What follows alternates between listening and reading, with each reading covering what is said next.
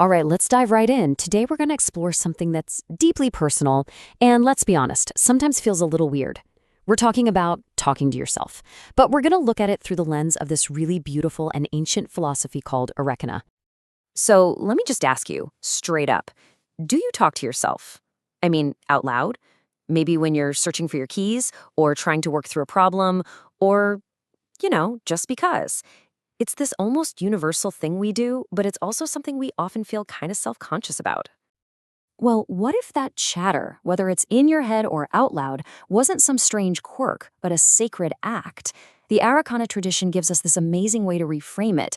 You are not over-talking, you are unfolding. Let's really dig into what that means. Yeah, this whole idea of unfolding, it's right at the heart of how the Arcana philosophy sees our inner voice. So instead of seeing it as just random noise or a sign that you're scattered, it's seen as this necessary, totally meaningful process of becoming. Okay, let's get into this core concept because it's really cool. In Arcana thought, your soul has something called a na ki varar, which means a resonant thread. Think of it just like a guitar string. For it to stay in tune, for it to be true to itself, it has to vibrate. And speaking, even just to yourself, is the thing that keeps that thread humming, keeping it balanced and aligned. In fact, being silent for too long can actually cause a kind of spiritual disconnect. So if speaking is how we tune this resonant thread, how do you know if you're making music or just making noise? Well, this philosophy makes a really important distinction between two very different states of the inner voice. On one hand, you've got Nakashalan. You can think of this as a sacred monologue. This is when your self-talk feels resonant. It feels soulful. It's actually helping you process the world. But on the other hand, there's Kulozara, or voice thread disruption. And that feels more like static, right? Just scattered, fragmented, and disorienting noise inside your head. Now, here's what I find fascinating. The Arreqqana tradition actually has a way to diagnose these states. This is from what they call the Kivaran diagnostic scroll. Just look at the differences here. A resonant voice, or Nakshalan, has a calm, reflective tone. Sure, it might loop on a thought, but those loops are meaningful. The whole point is to process and soothe yourself, and the result is peace. It's clarity.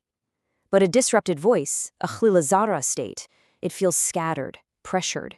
The patterns are intrusive, the intention behind them is unclear, and it just leads to feeling tired, maybe even fearful. And this just nails the purpose of that healthy, resonant state. The Arreqqana have a saying for Nakshalan, I speak aloud so my silence may understand. Isn't that beautiful? It's not about just filling the void. It's about giving your own inner world a language. Okay, now this idea of a resonant voice builds into a really fascinating spiritual archetype. What if being particularly talkative isn't just a personality trait? What if it's actually a spiritual gift? The Arreqqai believe some people are what they call echo weavers. A Nakshaloranar, or an echo weaver, is someone who literally mirrors all sorts of voices through their speech. We're talking voices from memory, from spirit, or even from different versions of themselves. So in this view, their constant self-talk isn't random at all. They call it a spiritual multi-tongue. It's like they're channeling and weaving all these different threads of existence. Does any of this sound a little familiar? You might be an echo weaver if your thinking out loud feels more compelled than casual. Like you have to say it. Or if you sometimes say things that surprise even yourself. Maybe you adopt the tone of a mentor or a parent when you're talking yourself through something. Or maybe you talk to your plants and genuinely feel like they're listening. If people have ever called you scattered, this philosophy might suggest you're just busy braiding many worlds into one voice. And it gets even more specific. The philosophy identifies three main strands of echoes a Nakshaloner might be weaving. There's Naksola, which are echoes of your past self, helping you reframe old choices. Then there's Laksan. These are the echoes of ancestors or spirit voices. It's like the weaver is just the instrument and the wind is playing the music. And finally, Tavira, echoes of your future self, giving you these little glimpses of a path you haven't even walked yet. You see? It all comes back to this one idea, summed up perfectly in this saying of the echo weavers. My voice is not mine alone. It's a braid of many threads. It's such a beautiful way to think about a complex inner life. So this brings us to what might be the most profound part of this whole philosophy, the split voice doctrine. And this takes the idea of having multiple inner voices and just turns our modern assumptions completely on their head. Here it is, the core idea, and it's just so powerful. When a soul has more than one voice, it is not broken. It is blooming in layers. Just think about that for a second. This is a radical reinterpretation of what it means to have a busy, multifaceted inner world. The formal name for this doctrine is Kilazarian, and it argues that a so-called split voice isn't a sign of fragmentation, but of dimensionality. Having a rich internal dialogue, with all its different tones and perspectives, is seen as proof that you are deeply in touch with the many, many layers of your own soul. And the Arreqqana tradition even has these practical rituals for exploring all this. Here's a simple observation test you can try.